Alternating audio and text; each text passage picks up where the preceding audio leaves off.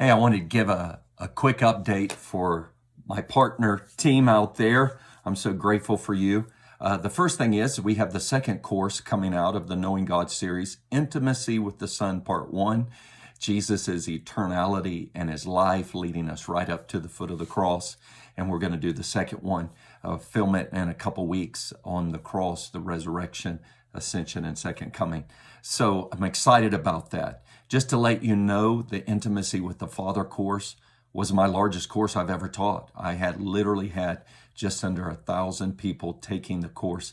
I've been getting testimonies in of how it's touched them, changed their life, changed their even their disposition, their ability to sit before God and to say his name before him and look their eyes up to heaven and feel the nobility of their belovedness in the love of the Father.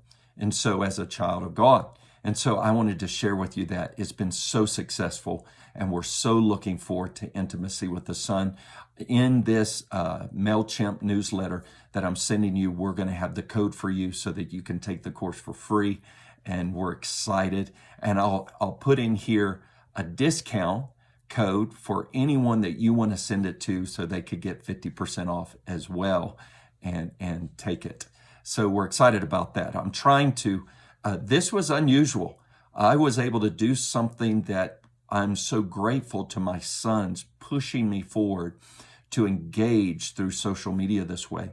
I was not only able to convey the content in bite-sized portions that people can watch over and over and have that singular truth penetrate their hearts, but also able to almost enter into how to translate that theologically into practical prayer, and then as well as being able to do almost daily coaching interaction with people as they make comments on the videos and sent me emails and prayer requests and their struggles. And I felt like this course was probably more fruitful than any course I'd probably done.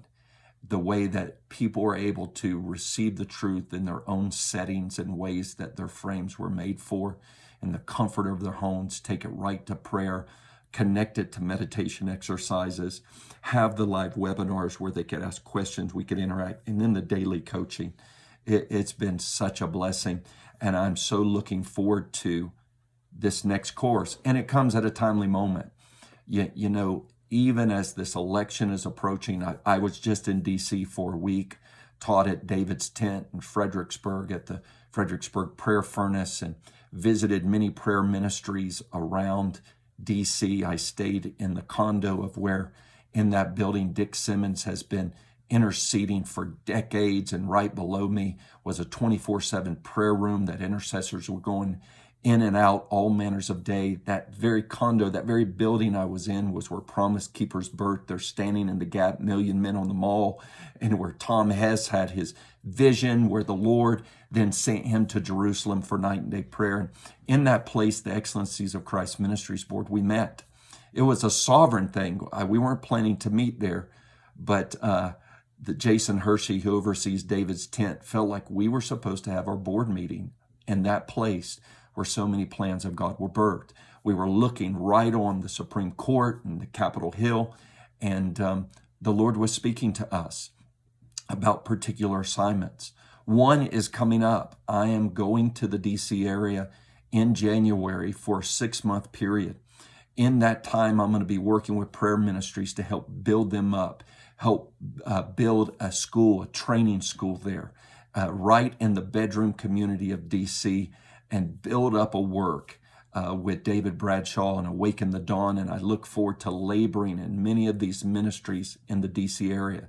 You know, when it says in Isaiah 6, in the year that King Uzziah died, in the year of a transition of government, and we don't know, the election's coming soon. I don't know the outcome, but whatever the outcome is, Isaiah learned something significantly.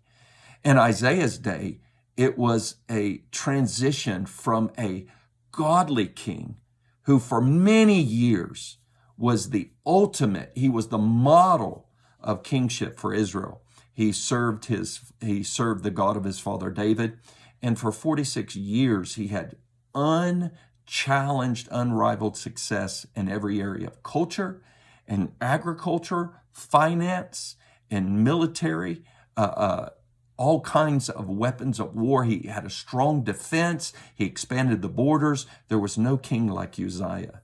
And yet his heart was lifted up in those last 10 years. And he saw himself as that messianic figure where he could go into the temple. He saw himself as the Messiah to the nation, as that king and that priest who would come.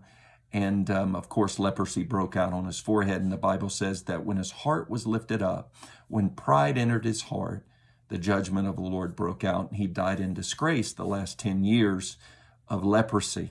Well, Isaiah wrote his memoirs. Isaiah was his biggest fan. Can you imagine, as a young 20-year-old prophet, watching this king who for 46 years led the nation in unparalleled godliness and success? And it's in that time when Uzziah died and an ungodly king is about to take over in Israel. Isaiah gets commissioned.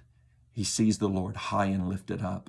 The train of his robe fills the temple, and suddenly Isaiah realizes there's no man, there's no political figure who can bail out Israel.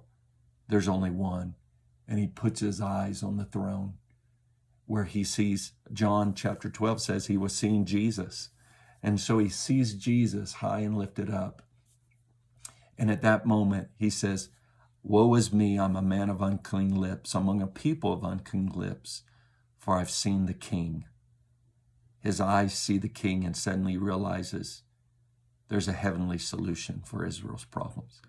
So I feel like I'm on a divine assignment. I'm going to that seat of government in Washington, D.C. to help the prayer ministries and the praying churches and universities, some training centers there, to encourage them, to strengthen them. I'm going to be mentoring their leaders and working with them to get them ready for this next 4, 8-year, 10-year season, to not only cry out for revival for our nation, but to prepare our nation and the nations of the earth for the coming of the Lord, to put our eyes on Jesus, that our lips would be cleansed, our hearts would be open, and there would be a fresh commissioning from God. Rachel and I feel, as we were praying together and as our board was praying together, there's about to be a new wind blowing on this ministry. I feel like that God is about, I feel like this fresh commissioning from the Lord in a way that I've never known, and I'm open to it. And so there's things coming. There's change. I'm going to be moving to D.C. for 6 months and then relocating the base of Excellencies of Christ Ministry where the Lord tells us to. But for a 6-month assignment, I'm headed there. I'm going to be teaching on Jesus. I'm going to be focusing in on Him. I want to see thousands. I believe there's going to be over 1,000 people take this next class and the next class, and then a one on the Holy Spirit. It's going to be some of my most fruitful ministry, I believe, in the last 25 years. And so pray for me, pray for Rachel, pray for our family, pray for us as we do these courses, pray for us as we partner with these other ministries to make them stronger and to teach and preach and train and mentor. I think, when I was in Paris, October 29th last year, a year ago, almost to the day, the Lord said that He was going to send me anywhere at any time for as long as He desires, for the exaltation of His Son. And He's sending me on this first assignment. He sent me to Colorado Springs. I've been here praying, preparing, accepting this assignment with Excellencies of Christ, and now He's sending me to D.C., and I'm encouraged. I believe the Lord is going to release a new commissioning, and something in His heart is being prepared. And so anyway, thank you for your partnership. Thank you for your prayers. Thank you for your financial giving. I couldn't do it without you. This, what the Lord is doing, I believe is super important, just like what He's doing in your life. But for me, I feel a new wind of the Spirit. That when I was in D.C., usually D.C. is a place of massive warfare for me, but when I was there, I felt a grace and open heaven as I sought Him for 6, 8, 10 hours a day and was proclaiming His word, and the Lord was present, and He was marking the next generation of intercessors. You know, I just want to be honest with you. Intercession has been under assault unlike any time I've seen. The last 10 years, we've been resting in the Father's love, but there's been this pitting intercession for revival against resting in the Father's love. And the Lord is bringing understanding to what do we rest in and what do we contend for. And so we rest in the Father's love, but we contend for our neighbors to be able to rest, our unsaved neighbors to come to the revelation of the Father's love and of Jesus and to rest in it as well. And so I'm encouraged as the Lord is sending, I feel like the Lord's sending me on assignment, much like when Mike preached in 1997, and it marked me as a young 20-something for intercession, to give my life, to go deep in God and to cry out for a move of His Spirit, that I would be a voice and not an echo. And I had that same sense. Here I am, about the same age he was, and I was calling the next generation into this life of going deep in the knowledge of God and interceding for a move of His Spirit. And I was watching as these 20-year-olds were being marked. Jason Hershey, who heads up David's Tent, said, I saw God raising up a priesthood with the next generation as you were preaching and ministering, and my heart swelled with such gladness. Well, I wanted to update you. Of course, if you look in this newsletter, you'll see the code that you have there for that course. Go in. The sign-up's already starting. Go in, sign up for the course, join me on it. Many of my family and friends have taken it, and it was so good to see what the Lord was doing with it. I have even a bigger expectation of these next courses. And jump in, send the other code out to your friends. I'm trying to limit it to about 1,000 because it's just snowballing as the Lord has really breathed on it. People are getting touched. Even after we closed the sign up for Intimacy with the Father, people just kept signing up. Even now, they're still signing up, even though it's not a 40-day journey. They're just doing it on their own. It's just taking off. And I want you to be there with me because I'm so grateful for all you've done for me, my family. The Lord bless you, love you, and look forward to the good things to come. Bless you.